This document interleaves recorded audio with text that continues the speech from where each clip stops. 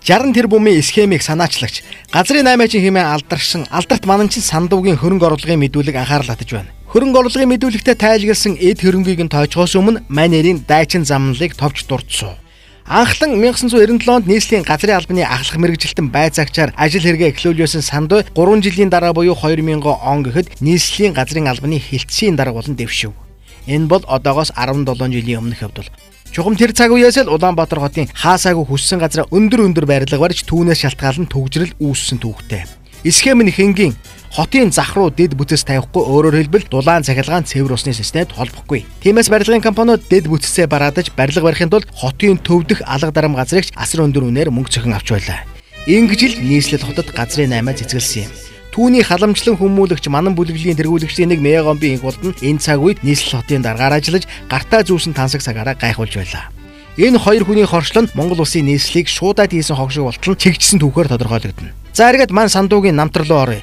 2000 онд газрын албаны дараагаар дэвшсэн сандуу мөн 3 жилийн дараа буюу 2003 онд нийслэлийн газрын албаны кадастрын албаны дараагаар томилогджээ. Мөн их аз шүү.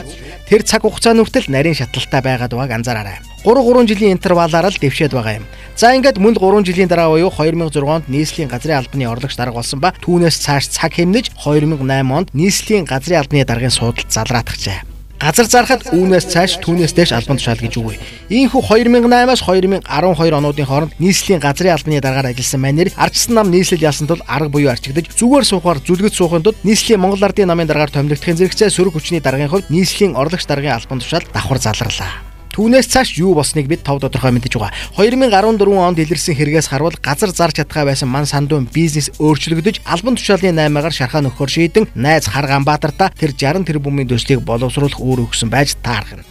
Ингээд алдарт 60 тэрбумын схем мэндэлсэн ба 2016 онд Монгол Ардын нам ялмагц зүгээр байсан төрийн албан агчдыг хомроглон халж 10 саяас 500 сая төгрөгийн үнэтэй төрийн албаны суудлууд суларсан байна. Мөнх баясгалангийн цензургүй сурвалжилгаас харуул зөвхөн төрийн банкнаас гихтэл 267 суудал онгойжээ. Түүнийг нь зүгээр л хамгийн доод ханш болох 10 сая төгрөгөөр зарсан гэж үзвэл 2 тэрбум 670 сая төгрөгийг ганцхан төрийн банкнаас босгосон байх нь. За ерөнхийдөө мань нэрийн туулсан зам нь бол нэг иймэрхүү. Газрын албанд ажиллаж байхад нь нийслэл хот дэлхийд байхгүй чигжигдэж шамбаарсан хот болсон. Одоо ачааллаа дийлэхгүй алигаа алдаж байна. Мань сандуй газрын албанаас арчигдмагцаа албан тушаалын 8-нд ханцуу шамлан оржээ. Өдгөө Монгол улсын төрийн алба гэж юм нь ямар шүү айдас төгшүүтэй газар болсныг таавд мэдгийн загвар мэдэж байгаа. Сандуйн дүү сэргэлэн офшор данстай байсан илэрсэн тухай нэг хэсэг шүү гэсэн.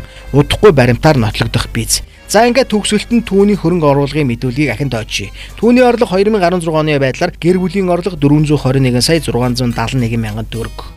Орон сууц 4 ширхэг, барилга байгууламж 1 ширхэг. Үнийн дүн 1 тэрбум 487 сая төгрөг гэж байна. Нэг хүнд 4 орон сууц бас нэг барилга ногдох хэрнээ тэр нь бүтэн хагас тэрбум төгрөгийн үнэтэй гэж байгаа. Анхаарал татахгүй байх аргагүй байгааз насаараа төрийн алба башиж төсвийн мөнгөөр цалинцсан хүн шүү дээ. За цааш нь дурдвал тээврийн хэрэгсэл Lexus 571 ширхэг үнэ нь 220 сая төгрөг. Нийт хөрөнгө 3 тэрбум 461 сая 572 мянган төгрөг гэжээ. Цаашхыг нь та бүхэн өөрсдөө дүгнэлт хийнэ гэж.